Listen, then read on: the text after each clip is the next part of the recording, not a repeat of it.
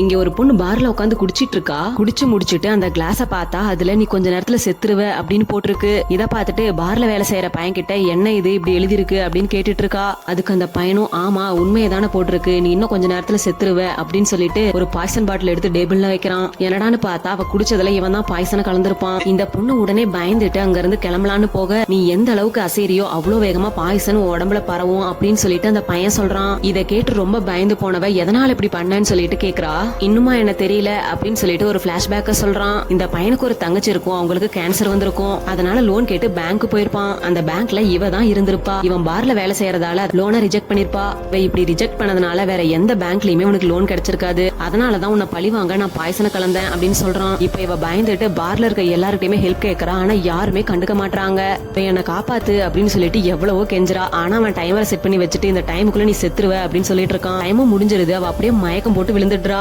கொஞ்ச நேரம் கழிச்சு கண் முழிச்சு பாக்குறா. போவேன் நான் உனக்கு பாய்சன் எல்லாம் கொடுக்கல, நான் சும்மா தான் சொன்னேன், இனிமேலாவது பணத்துக்கு யாராவது உங்ககிட்ட உதவி கேட்டு வந்தா ஹெல்ப் பண்ணு அப்படின்னு சொல்லிட்டு அங்க இருந்து போயிடுறான். கொஞ்ச நாள் கழிச்சு ஒரு ஏழை விவசாயி லோன் கேட்டு வராரு. இன்னொரு ஸ்டாஃப் அதை ரிஜெக்ட் பண்ண போறா.